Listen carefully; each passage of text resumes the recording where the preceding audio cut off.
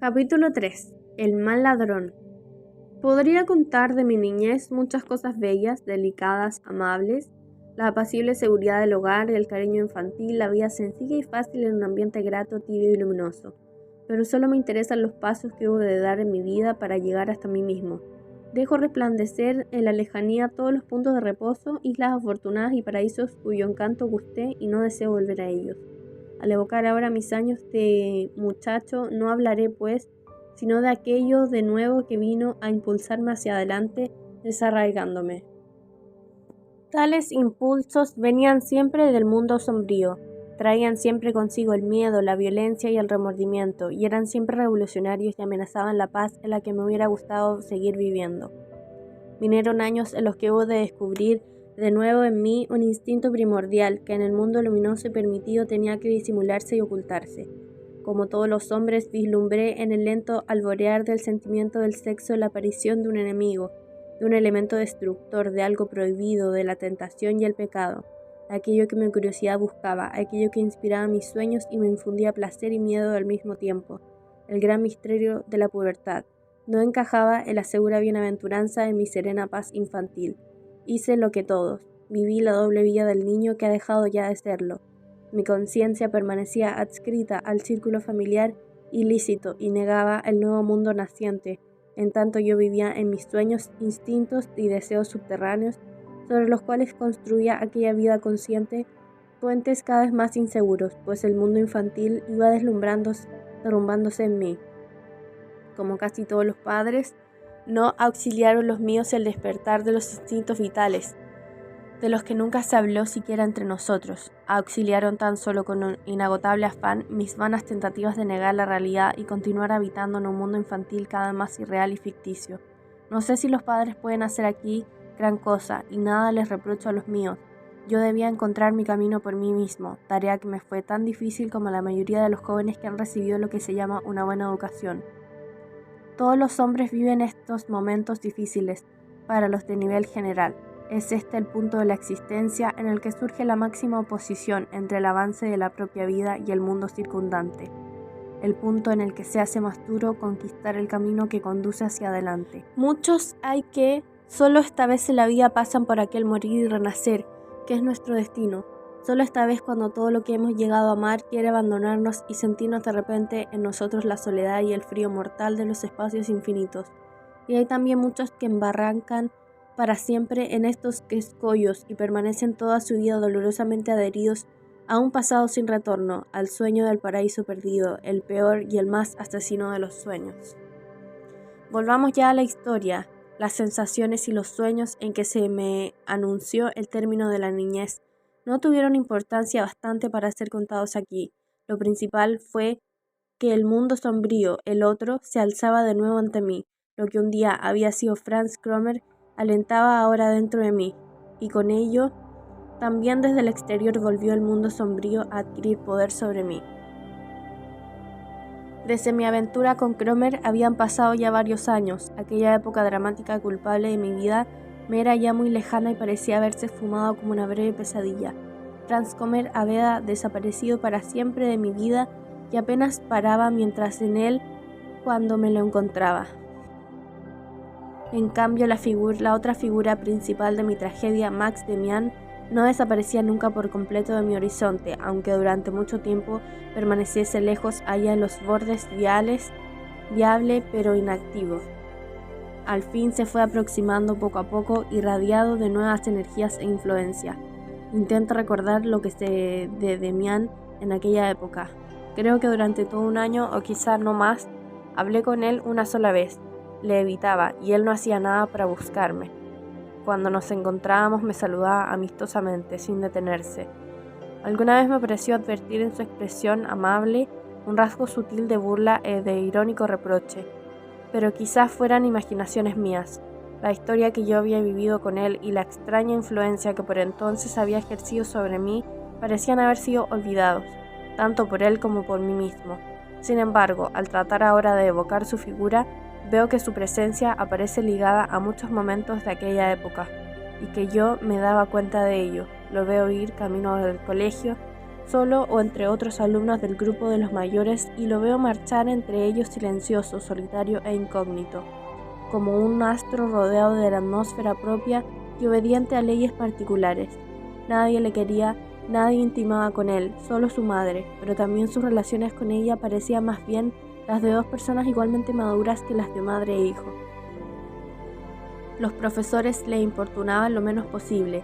Era un buen alumno, pero no intentaba hacerse agradable a ninguno, y de cuando en cuando llegaba a nosotros el rumor de alguna frase suya, alguna glosa o alguna réplica opuesta por él a los profesores, y que no dejaba nada que desear en cuanto a provocación e ironía. Cierro los ojos recordando y veo surgir su imagen. ¿Dónde fue? Sí, ya lo tengo. Fue en nuestra calle, frente a nuestra casa. Dibujaba en un cuaderno viejo el escudo tallado sobre la puerta, el escudo del pájaro. Yo estaba en una ventana detrás de los visillos y veía con profundo asombro su rostro atento, claro y frío, el rostro de un hombre, de un investigador o de un artista reflexivo y penetrado de voluntad, singularmente claro y frío, con ojos que sabía. De nuevo lo veo, era a media tarde y en la calle. Volvíamos todos del colegio y nos habíamos agrupado alrededor de un caballo caído, enganchado aún a las varas de un carro, yacía en el suelo, respirando anhelante y dolorido, con los hollares dilatados y sangrando por una herida invisible. El blanco polvo de la calle se empapaba lentamente de rojo a uno de sus costados. Cuando volví la vista, apartándola de aquel angustioso espectáculo, mis ojos hallaron el rostro de Demián. No se había adelantado y permanecía detrás de todos, aislado y libre, como siempre. Su mirada parecía fija en la cabeza del caballo y mostraba de nuevo aquella atención profunda, serena, casi fanática y sin embargo exenta de pasión. Permanecí largo rato mirándole y sentí entonces, lejano aún a mi conciencia, algo muy singular. Vi el rostro de Demián y vi ya que no solamente era el de un muchacho, sino el de un hombre. Vi aún algo más, creí ver o sentir que tampoco era solo el rostro de un hombre, sino también algo distinto. Era como si en él hubiera también algo de un rostro de mujer. Además, por un momento, aquel rostro no me pareció ya viril o infantil, maduro o joven, sino en cierto sentido milenario, en cierto modo ajeno al tiempo, sellado por edades distintas a las que nosotros vivimos. Los animales podían presentar un aspecto semejante, o los árboles, o las estrellas, yo no lo sabía. No sentí exactamente por entonces esto que ahora describo, pero sí algo análogo. Tampoco supe a punto fijo si la figura de Demián me atraía o me repelía. Solo vi que era distinto de nosotros, que era como un animal o como un espíritu o como una pintura, pero distinto, inefablemente distinto de todos nosotros. Nada más me dice mi recuerdo y hasta es posible que alguna parte de lo dicho provenga de las impresiones posteriores.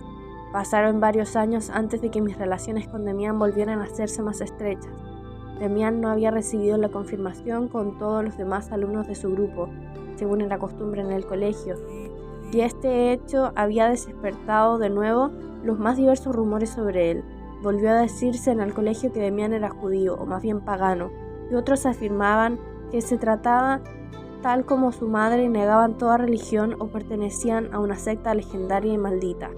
En relación con esto, creo haber oído también expresar la sospecha de que Demián vivía con su madre como un amante. Lo más probable es que viniera educándose fuera de toda confesión, hasta un momento en que se hizo de temer algún perjuicio para su porvenir.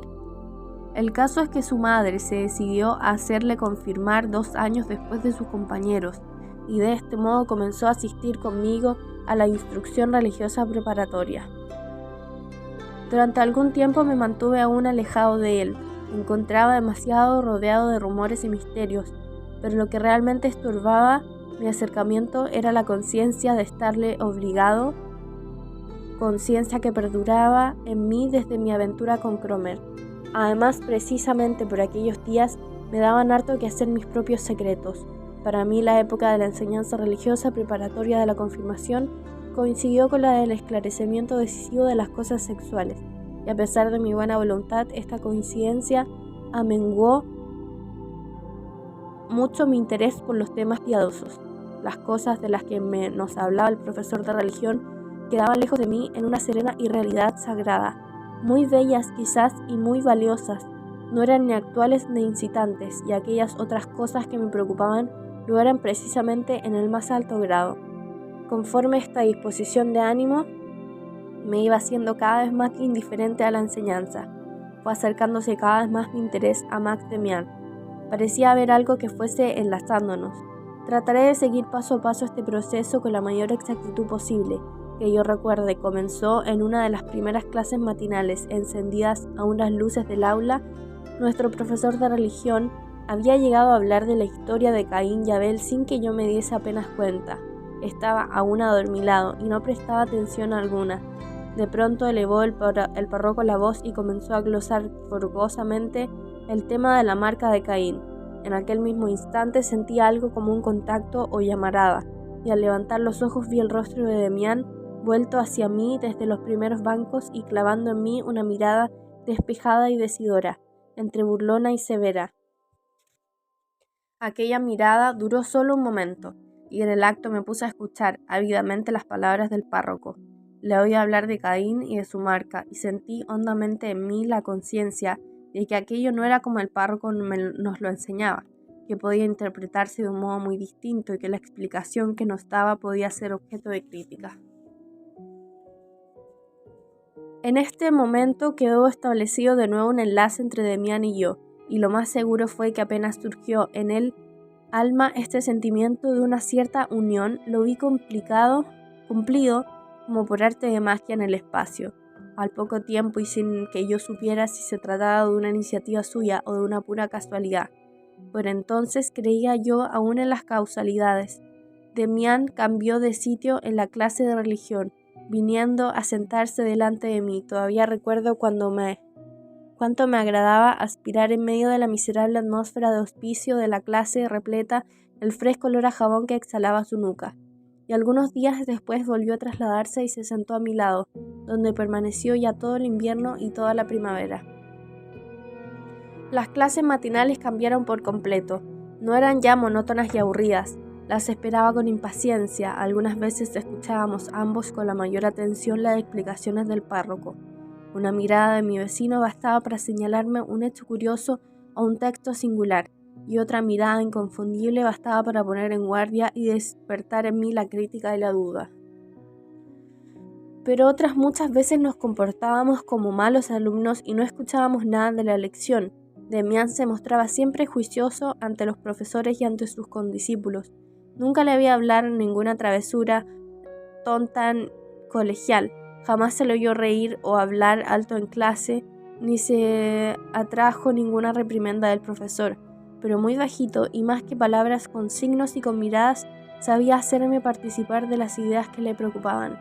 Estas eran a veces harto singulares. Así me comunicó un día cuáles eran los alumnos que le interesaban y de qué modo les estudiaba. Había algunos a los que ya conocía muy bien.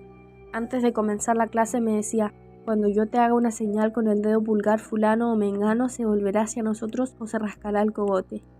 Luego, durante la clase, cuando apenas me acordaba ya de sus predicciones, volvía Damián repetidamente el dedo pulgar hacia mí con brusco ademán significativo, y al dirigir yo rápido mis ojos hacia el alumno determinado, le veía siempre realizar el gesto anunciado, como si le tiraran de un hilito. Yo importuné a Max para que intentase también aquel experimento con el profesor, pero no quiso. Solo una vez lo practicó para auxiliarme al decirle yo que aquel día no había estudiado la lección y temía que el párroco me preguntase. En el aula, el párroco buscó con la vista a un alumno a quien hacer recitar un trozo del catecismo, y su mirada errante se detuvo en mi rostro culpable. Lentamente vino hacia mí y extendió la mano señalándome, pero cuando ya tenía mi nombre en la punta de los labios, sintió algo que lo distraía o le inquietaba. Se detuvo nerviosamente y dio unos pasos hacia Damián, que le miraba fijo a los ojos. Pareció querer preguntarle algo. Tosió un poco y designó a otro alumno. Poco a poco, entre aquellas bromas que tanto me divertían, fui advirtiendo que mi amigo se traía conmigo el mismo juego. A veces, camino del colegio, experimentaba de pronto la sensación de que Damián venía detrás de mí, y al volver la cabeza lo veía efectivamente acercarse. ¿Puedes de verdad hacer que otro piense lo que tú quieres?, le pregunté. Me respondió afablemente, en su estilo claro, reposado y maduro. No, dijo, eso no es posible. Nuestra voluntad no es libre. Aunque el párroco sostenga lo contrario, nadie puede pensar lo que quiere ni hacer pensar a otro lo que él se le antoje. Lo que sí se puede es observar bien a alguien y entonces es posible acertar muchas veces lo que piensa o lo que siente en un momento dado y anunciar lo que hará en el momento siguiente.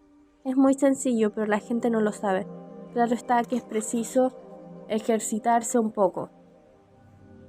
Hay, por ejemplo, entre las mariposas una cierta especie nocturna, en la cual las hembras son mucho menos frecuentes que los machos.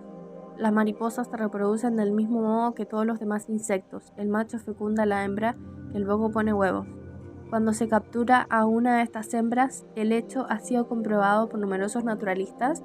Los machos acuden al lugar en el que se la mantiene prisionera desde varios kilómetros de distancia, volando muchas horas a través de la noche. Fíjate bien, desde varios kilómetros de distancia sienten los machos la presencia de la única hembra existente en el entorno. Se ha intentado hallar una explicación de este hecho, pero es muy difícil. Los machos tienen quizá extraordinariamente desarrollado el sentido del olfato, como los buenos perros de caza que saben hallar y seguir un rastro imperceptible, ¿comprendes? La naturaleza está llena de cosas de estas que nadie consigue explicar, pero yo me digo que si entre estas mariposas fueran las hembras tan frecuentes como los machos, no tendrían estos seguramente un olfato tan fino. Si lo tienen es porque se han visto precisados a ejercitarlo y a intensificar su sensibilidad. Cuando un animal o un hombre orienta su atención y toda su voluntad hacia una cosa determinada, acaba por conseguirla. Y lo mismo pasa con lo que antes decíamos. Si observamos a un hombre con atención suficiente, acabaremos por saber de él mucho más que él mismo. Las palabras adivinación del pensamiento acudieron a mis labios y estuve a punto de pronunciarlas y recordar con ellas a Demián la historia de Cromer, tan hundida ya en el pasado. Pero entre nosotros parecía existir un singular acuerdo tácito. Ni él ni yo hacíamos nunca la menor alusión a su decisiva intervención en mi vida años atrás. Era como si jamás hubiera habido antes algo entre nosotros, o como si cada uno de nosotros estuviera firmemente convencido de que el otro lo había olvidado. Una vez o dos tropezamos con Franz Cromer yendo juntos, y ni siquiera entonces cambiamos una mirada ni hablábamos palabras sobre él. No acabo de entenderte bien, objeté. Primero afirmas que nuestra voluntad no es libre y luego dices que para alcanzar una cosa basta con que orientemos firmemente hacia ella toda nuestra voluntad. Pero si no soy dueño de mi voluntad, tampoco podré orientarla a mi arbitrio en un sentido determinado. Me dio una palmada en el hombro como siempre que algo mío le agradaba. Así me gusta, exclamó riendo. Hay que preguntar siempre, hay que dudar siempre. Pero la cosa es muy sencilla. Si una de estas mariposas nocturnas de los que hablábamos pretendiese orientar toda su voluntad hacia una estrella o hacia cualquier otro fin semejante, no lo conseguiría. Pero no lo intenta siquiera. Busca solo aquello que tiene para ella un sentido y un valor, algo que le es necesario y de lo que no puede prescindir. Y precisamente entonces es cuando consigue también lo increíble, desarrollar un sexto sentido que solo ella posee entre todos los animales. Nosotros los hombres tenemos un campo de acción mucho más vasto e intereses más amplios que los animales, pero también nos hallamos escritos en un círculo relativamente pequeño y no podemos traspasarlo. Yo puedo fantasear muchas cosas, imaginarme, por ejemplo, que mi mayor deseo sería llegar al Polo Norte o algo semejante, pero solo podré quererlo así con suficiente intensidad y realizarlo cuando el deseo viva realmente en mí y todo mi ser se halle penetrante de él. En cuanto así sucede, en cuanto intentas algo que es ordenado cuando desde el propio interior acabas por conseguirlo y puedes uncir tu voluntad como un buen animal de tiro. Si yo me propusiese ahora, por ejemplo, que nuestro párroco no volviese a usar gafas, no conseguiría nada. Sería tan solo un juego. Pero cuando este otoño pasado surgió en mí la firme voluntad de mudar de sitio en la clase, todo sucedió de maravilla. De pronto se presentó un chico que hasta entonces había estado enfermo y cuyo apellido comenzaba por una letra anterior a la inicial del mío. Como alguien tenía que hacerle sitio en los primeros bancos, fui yo, desde luego, quien le cedió el mío, precisamente porque mi voluntad se encontraba ya preparada a aprovechar la primera ocasión. También yo advertí por entonces algo muy singular, confirmé. Desde el momento en que empezamos a interesarnos uno por el otro, te fuiste acercando cada vez más a mí. ¿Cómo fue? Al principio no viniste desde luego a sentarte a mi lado, sino que te sentaste un par de veces delante de mí, ¿no? ¿Cómo lo hiciste? Las cosas pasaron así. Cuando comencé a sentir el deseo de mudar de sitio, no sabía aún fijamente a dónde quería ir a parar. Sabía tan solo que quería sentarme más atrás. Mi voluntad era reunirme contigo, pero no se había hecho conciencia aún. Al mismo tiempo, tu voluntad tiró de mí, ayudando de la mía. Solo cuando llegué a sentarme delante de ti, noté que mi deseo se había cumplido, y a medias, me di cuenta de que todos mis manejos habían obedecido al propósito de ir a sentarme a tu lado. Pero entonces no se presentó ningún otro alumno nuevo que te facilitase el cambio de sitio. No, pero hice simplemente lo que quería y me senté de buenas primeras junto a ti. El alumno con quien cambié de sitio se quedó un poco asombrado, pero me dejó hacer, y el párroco advirtió que allí había pasado algo, pero no supo qué. En general, siempre que se dirige a mí en la clase, nota algo raro que le inquieta ocultamente. Sabe que me llamo Demián y que empezando mi apellido con una D, no es regular que me siente con los alumnos en los últimos bancos junto a las S. Pero esta representación no acaba de penetrar hasta su conciencia porque mi voluntad se opone a ello y se lo impide siempre de nuevo. El buen señor advierte algo raro cada vez que me ve a tu lado y comienza a cavilar. Entonces empleo un medio muy sencillo. Le miro fijamente a los ojos. Hay muy poca gente que lo aguante bien. La mayoría se intranquiliza. Cuando quieras conseguir algo de una persona y veas que conserva toda su rutina al mirarla de pronto resueltamente a los ojos, puedes ir renunciando a tus deseos. Nunca conseguirás nada de ella, pero no es lo frecuente. Por mi parte, solo sé de una persona que me resiste siempre. ¿Quién es?, pregunté rápido. Demián me miró entornando un poco los ojos como siempre que reflexionaba intensamente y volvió luego la vista a otro lado sin responderme. A pesar de mi viva curiosidad, no me atreví a repetir la pregunta.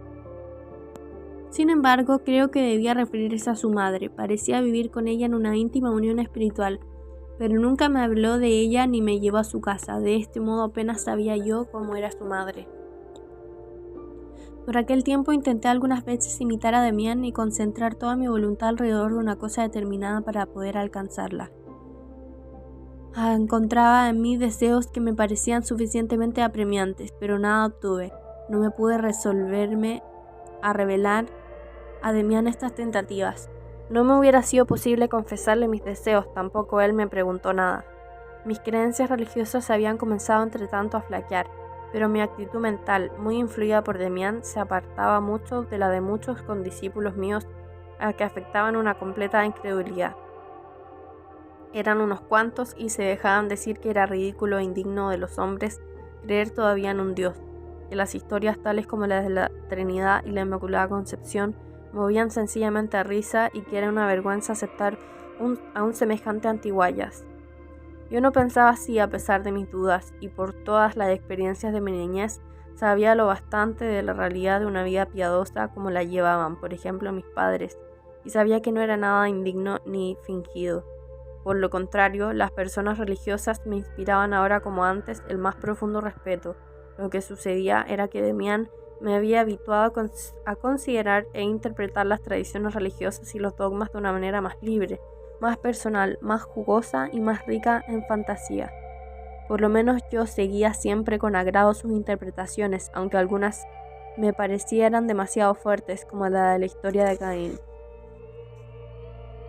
Durante las clases preparatorias de la confirmación volvió a asustarme con una glosa aún más osada si cabe. El profesor nos había hablado de Golgota, el relato bíblico de la pasión y muerte del Redentor, que había producido siempre desde muy pequeño una profunda impresión.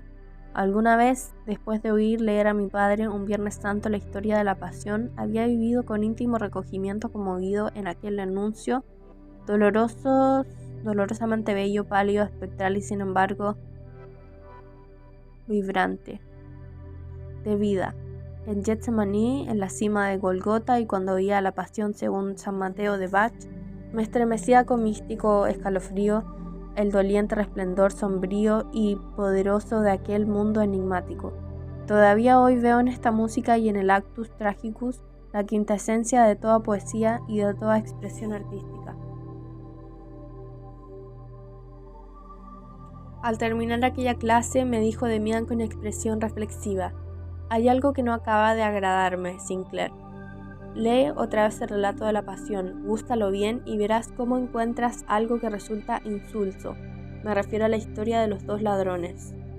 El espectáculo de las 3 cruces alzándose sobre la colina es imborrablemente sublime, pero luego viene esa anécdota sentimental del buen ladrón.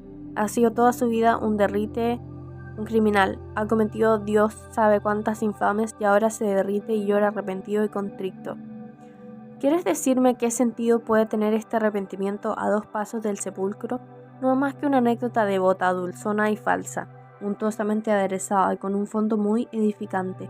Si hoy tuvieras que elegir por amigo a uno de los 2 ladrones o meditar en cuál de ellos podrías depositar mejor tu confianza, no elegirías seguramente a ese converso plañidero, escogerías desde luego al otro, que es un tipo de carácter. Desprecia una conversión en que aquel momento no puede tener ya valor alguno, anda su camino hacia el fin y no se desliga cobardemente en el último instante del diablo que ha venido ayudándole hasta entonces. Quizás fuera también un descendiente de Caín, ¿no crees? Le escuché asombrado, creía haber penetrado hondamente en la historia de la crucifixión y ahora veía con qué poca imaginación y qué falta de fantasía la había escuchado y leído, pero al mismo tiempo las nuevas glosas de Demián amenazaban con derrocar en mí conceptos que no me era fácil abandonar.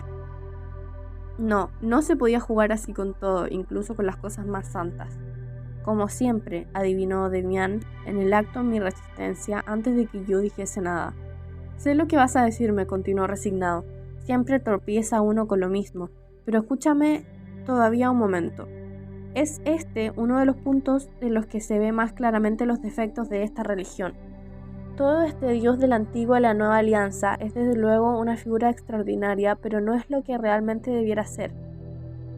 Es lo bueno, lo noble, lo paternal, lo bello y también lo elevado y lo sentimental. Está bien, pero el mundo se compone también de otras cosas, y todas estas cosas se adjudican sencillamente al diablo.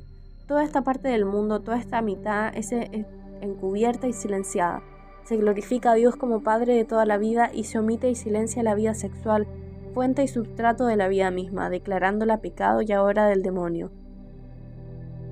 No me opongo lo más mínimo a que se adore a este Dios Jehová, pero creo que debemos adorar y santificar al mundo entero en su plena totalidad y no tan solo a una mitad oficial artificialmente disociada. Por lo tanto, al lado del culto de Dios, deberíamos celebrar un culto al demonio. Eso sería lo acertado, o crearnos un Dios que integrara también en sí mismo al demonio y ante el cual no tuviéramos que cerrar los ojos para no ver las cosas más naturales del mundo. Demián había llegado a exaltarse contra su costumbre, sin embargo no tardó en recobrar su sonrisa y dejó de sondearme. Pero sus palabras habían herido en mí el enigma que durante mis años de muchacho había acompañado todas mis horas y del cual nunca había dicho a nadie una palabra. Lo que Demián había dicho sobre Dios y el diablo, sobre el mundo oficialmente divino y el mundo demoníaco, encubierto y silenciado, era exactamente mi propio pensamiento, mi propio mito, mi concepción de los 2 mundos, el luminoso y el oscuro. El descubrimiento de que mi problema era un problema de todos los hombres, un problema de toda vida y de todo pensamiento, se cernió de pronto sobre mí como una sombra divina y me sentí penetrado de temeroso respeto al advertir cuán profundamente participaba en mi propia vida y mi pensamiento personal en la corriente eterna de las grandes ideas. Este descubrimiento afortunado y satisfactorio, en cuanto confirmaba mis concepciones, no fue sin embargo alegre, era duro y sabía áspero, pues traía consigo un principio de responsabilidad, un definitivo además adiós a la infancia y un anuncio de soledad y de aislamiento. Revelando por primera vez en la vida de mi profundo secreto, expuse a mi camarada mi concepción de los 2 mundos, y Demián vio enseguida cómo se delataba en ella la plena conformidad de mi más íntimo sentir con sus propias ideas. Pero no era capaz de aprovecharse de la ventaja que ello le daba sobre mí. Me escuchó con más honda atención que nunca, mirándome fijamente a los ojos hasta que yo aparté los míos al advertir de nuevo en su mirada aquella extraña eternidad zoológica, aquella incalculable antigüedad. Ya volveremos en otra ocasión sobre esto, dijo, no queriendo estrecharme más. Veo que piensas más de lo que puedes expresar, pero también que nunca has vivido por entero lo pensado y eso no es bueno. Únicamente aquellas ideas que vivimos tienen un valor. Has sabido que tu mundo permitido era tan solo la mitad del mundo y has intentado escamotear la otra mitad, como los religiosos y los profesores. No lo conseguirás nunca, nadie lo consigue una vez que has comenzado a pensar. Estas palabras me penetraron hondamente. Sin embargo, grité casi. No puedes negar que hay cosas real y efectivamente ilícitas y repulsivas y que estas cosas están bien prohibidas y deben renunciar a ellas. Sé muy bien que el asesinato es una posibilidad real y que hay toda clase de vicios. ¿Pero es por existir tales cosas hemos de ir a ellas y convertirnos en criminales? No es posible examinar en una sola conversación todos los aspectos del tema, concedió Max. Desde luego, nadie te dice que hayas de matar o violar y asesinar muchachas, pero sí que no has llegado aún al punto desde el cual se descubre ya el verdadero sentido de lo permitido y lo prohibido. Se te ha empezado a revelar una parte de la verdad, ya vendrá el resto, no tengas cuidado. Ahora, por ejemplo, llevas en ti desde hace casi un año un instinto más fuerte que todos los demás y que cuenta entre lo prohibido. En cambio, los griegos y otros muchos pueblos hicieron de este instinto una divinidad a la que rendían culto en grandes fiestas.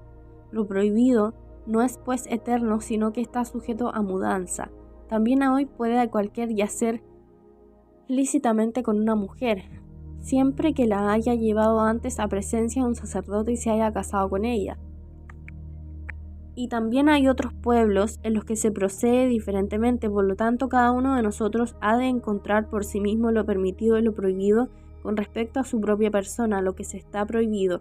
Se puede no hacer nunca nada prohibido y ser, sin embargo, un perfecto bribón. Y al contrario, en último término no es más que una cuestión de comodidad. Aquel que es demasiado cómodo para pensar por sí mismo y ser su propio juez, se somete a las prohibiciones de momentos existentes. Les resulta más sencillo, pero otros sienten en sí mismos su propia ley. Les están prohibidas cosas que todo hombre de honor hace a diario y permitidas otras sobre las que recae una general interdicción. Cada uno tiene que responder de sí mismo. De pronto pareció arrepentirse de haber hablado tanto e interrumpió su alegato. Por mi parte comprendí ya entonces el sentimiento que le movía a enmudecer. Aunque Demián acostumbraba a exponer sus ideas en el tono de una charla agradable y aparentemente superficial, no gustaba de hablar por hablar, y según él mismo dijo un día, y en aquella ocasión sentí en mí justo a un auténtico interés. Mucha parte de juego y de pueril complacencia en las conversaciones intelectuales. Esto es falta de una plena seriedad. Al releer las últimas palabras escritas, una plena seriedad, acude repentinamente a mi memoria otra escena, la más impresionante de todas las que con Max Demián viví en aquellos tiempos semi-infantiles. Se aproximaba ya la fecha de nuestra confirmación y las últimas lecciones de nuestra preparación religiosa trataban de la Sagrada Cena. Penetrado de la importancia del tema, puso el párroco máximo cuidado en sus explicaciones y logró realmente crear en las últimas clases un cierto ambiente de recogida unción. Pero precisamente durante estas 2 o 3 clases permaneció más que nunca ligado mi pensamiento a la persona de mi amigo. Ante la confirmación que nos era presentada como nuestra solemne recepción de la comunidad de la Iglesia, se me imponía la idea de que para mí el valor de aquellos 6 meses de enseñanza religiosa no estaba en lo que había aprendido, sino en la proximidad y en la influencia de Demián. Donde me encontraba ya dispuesto a ser recibido no era en la Iglesia, sino en algo muy distinto, en una orden del pensamiento y de la personalidad y que debía existir en algún modo sobre la tierra y cuyo representante o emisario para mí era mi amigo. Intenté rechazar aquella idea, a pesar de todo quería vivir la solemne fiesta de mi confirmación con una cierta dignidad que no parecía muy compatible con tales nuevos pensamientos. Pero hiciese lo que hiciese, la idea se mantenía allí y poco a poco fue enlazándose a cercana solemnidad, haciéndome ir a ella de un modo distinto al de los demás, puesto que acababa por significar para mí el recibimiento en un mundo intelectual como el que yo había descubierto en Demián. Por aquellos días volví a discutir acaloradamente con él otra vez y precisamente antes de la clase de religión. Mi amigo se mantuvo distante y se vio que no le agradaban mis palabras, un tanto pretenciosas y pedantes, desde luego. Hablamos demasiado, dijo con gravedad desacostumbrada. Las palabras ingeniosas no tienen ningún valor, absolutamente ninguno. No hacen más que apartarnos de nosotros mismos, y alejarse de sí mismo es pecado. Hay que saber encerrarse completamente en uno mismo como una tortuga. Instantes después entramos en el aula. Comenzó la clase y yo esforcé en prestar atención sin que Demián intentase distraerme, pero al cabo de un rato empezó a llegar a mí, desde el lugar de Demián ocupaba a mi lado, una extraña sensación indefinible de frialdad o de vacío, como si aquel puesto al lado mío hubiese quedado de pronto abandonado. Esta sensación acabó por hacerse tan angustiosa que tuve que volver la vista. Mi amigo estaba sentado allí, el cuerpo bien derecho y en la actitud correcta, como siempre, pero aparte de eso su aspecto era inhabitual, y algo que yo no conocía emanaba de él y le rodeaba. Al principio creí que tenía los ojos cerrados, pero enseguida vi que los conservaba abiertos. Sin embargo, aquellos ojos no miraban, no veían, fijos y vueltos hacia el interior y perdidos en una gran lejanía. Sentado allí totalmente inmóvil, parecía no respirar siquiera y su boca era como tallada de madera o en piedra. Su rostro estaba pálido, uniformemente pálido, como de piedra, y sus oscuros cabellos era lo único que aún parecía conservar en él alguna vida. Sus manos reposaban ante él sobre el pupitre, inanimadas y quietas como objetos, como piedras o frutas, pálidas e inmóviles, pero no distensas y flácidas, sino como un firme y seguro abrigo en torno de una intensa vida oculta. Aquella vista me hizo temblar. «Está muerto», pensé casi en voz alta, pero sabía muy bien que no lo estaba. Mis ojos quedaron prendidos en aquel rostro, en aquella pálida máscara de piedra, y sentí que ahora tenía ante mí al verdadero Demián. El otro, el de todos los días, el que andaba y conversaba conmigo, no era sino una mitad suya, un medio Demián, que representaba a ratos un papel y se desplegaba benévolamente a algo que le era ajeno, pero el verdadero Demián era así, pétreo y primordial, bello y frío, muerto y lleno de una vida inaudita, y en torno de él aquel vacío silencioso, aquel espacio etéreo y sideral, aquella muerte callada. Sentí estremecido que Demián se había retirado por completo en sí mismo. Nunca me había hallado tan solo, no participaba de él, me era inaccesible y estaba más lejos de mí de que se encontraba en la isla más lejana del mundo. Me parecía incomprensible que nadie, excepto yo, lo advirtiese. Todos deberían mirarle y estremecerse sobrecogidos, pero nadie paraba mientras en él seguía sentado en su puesto rígido como una estatua, o según hube de pensar entonces como un ídolo. Una mosca se posó en su frente y la corrió luego por encima de la nariz y de los labios, sin que en su rostro se dibujara una leve contracción. ¿Dónde estaba? ¿Qué pensaba? ¿Qué sentía? ¿Estaba en un cielo o en un infierno? No me fue posible hacerle ninguna pregunta cuando al final de la clase le vi revivir y alentar de nuevo. Cuando su mirada encontró la mía, había vuelto a ser ya el de antes. ¿De dónde venía? ¿Dónde había estado? Parecía fatigado. El color había vuelto a su cara y sus manos se movían de nuevo. En cambio, el oscuro cabello se había tornado mate y caía lacio como cansado sobre la frente.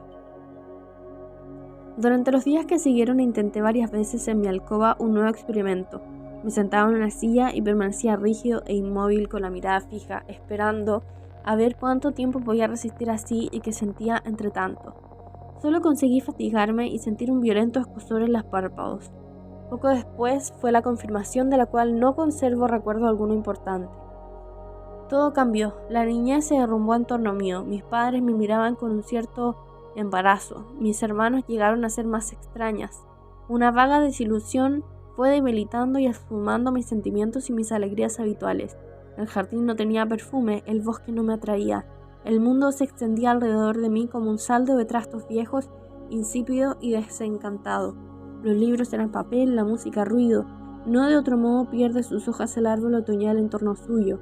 No lo siente y la lluvia, la escarcha y el sol resbalan por su tronco. Mientras su vida se retira a lo más íntimo y recóndito, no muere, espera.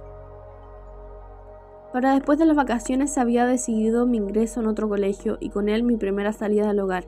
Mi madre se llegaba de vez en cuando a mí con particular cariño, anticipando la despedida y esforzándose en penetrar mi corazón de amor y de recuerdo y de nostalgia. Demián había salido de viaje, yo estaba solo. Escucha el siguiente capítulo en el siguiente video. Muchas gracias.